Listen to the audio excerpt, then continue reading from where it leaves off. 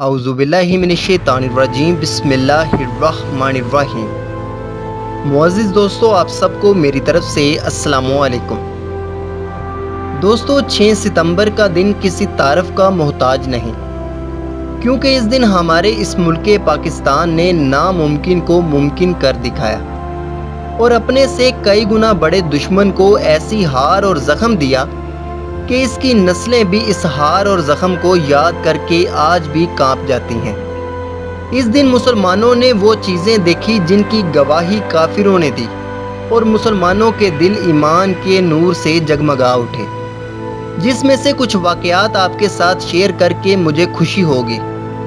जैसे कि मुमताज़ मुफ्ती अपनी किताबों में लिखते हैं कि जब 65 की जंग शुरू हुई तो अल्लाह के नेक बंदों ने मस्जिद नबवी में हजूर सल्लल्लाहु अलैहि वसल्लम को देखा कि हजूर जंगी लिबास में बदर के शोहदा के साथ पाकिस्तान के लिए आ रहे हैं कि पाकिस्तान पर हमला हुआ है और हमने इसका दिफा करना है। फिर इंडियन आर्मी का वो बयान जिसने सबको हैरत में डाल दिया, जब इन्होंने कहा कि आपकी वो कौन सी फौज थी जो सफ़ेद लिबास में थी और जिसकी तलवारों से शोले निकलते थे। फिर रावी के पुल का वाक़या, जब इंडियन एयरफोर्स का पायलट पकड़ा गया तो इसने बताया कि मुझे हुक्म हुआ था कि रावी के पुल पर बमबारी करनी है, लेकिन जब मैंने देखा कि मुझे तो एक पुल बताया गया था लेकिन यहाँ 5 पुल थे।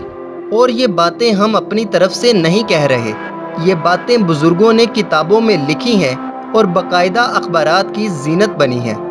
यहाँ पर हम कुछ उन कामयाबियों का जिक्र भी कर लेते हैं जिनको जानकर हमारा सर फ़ख्र से बुलंद हो जाता है। 17 दिन तक जारी रहने वाली ये जंग पाकिस्तान की जंगी तारीख का अहम संगे मील साबित हुआ। आइए हम आपको जंग की कामयाबियों का अहवाल सुनाते हैं, जिसके बाद आप खुद ही भारत की शिकस्त का अंदाज़ा लगा सकते हैं। इंडियन आर्मी चीफ ने बड़क मारी थी कि हम सुबह का नाश्ता लाहौर जिमखाना में करेंगे, लेकिन इस कौम ने उनको वो मार खिलाई जो वो आज तक नहीं भूले, और ये भारतीय अखबार इसका वाज़िया सबूत है। कहा जाता है कि जंग अजीम के बाद टैंकों की सबसे बड़ी लड़ाई भी 65 की जंग में हुई थी, जिसमें इस कौम की बहादुर माओं ने अपने बेटे इस वतन की खातिर टैंकों के आगे लिटाकर इस वतन की मट्टी की हिफाजत की और दुश्मन को इसी मट्टी में मिलाकर रख दिया, जिसका वाज़िया सबूत ऑस्ट्रेलिया की ये अखबार है जो आपको स्क्रीन पर नज़र आ रही है।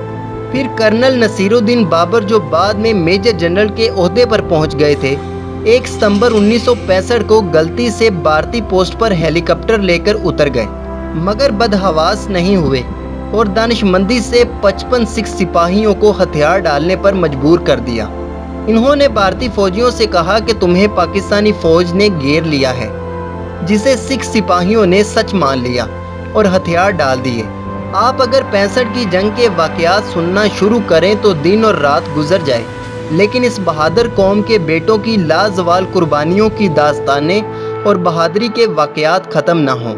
और इसकी सबसे बड़ी वजह इस कौम का अपने नबी सल्लल्लाहु अलैहि वसल्लम से इश्क और खुदा ताला की ज़ात पर पुख्ता ईमान है, जो इनको अपने से कई गुना बड़े दुश्मन से लड़ने पर घबराने नहीं देता। और जब खुद नबी सल्लल्लाहु अलैहि वसल्लम कह दें कि ज़रूर तुम्हारा एक लश्कर हिंदुस्तान से जंग करेगा और अल्लाह इन मुजाहिदीन को फतह देगा, तो ये बेटे कैसे पीछे हट सकते हैं, क्योंकि खुद उनके नबी सल्लल्लाहु अलैहि वसल्लम ने उनको मुस्तकबिल का बताया कि 65 हो या 2019 या आने वाला वक़्त, जब भी गज़वा हिंद होगा तो फतह पाओगे। आखिर में आपसे गुजारिश करना चाहूँगा कि आप तमाम शहीदों के लिए दुआ करें ताकि अल्लाह इनको जन्नत में अफजल से अफजल मुकाम अता करे। अल्लाह हाफिज़, अल्लाह निगहबान।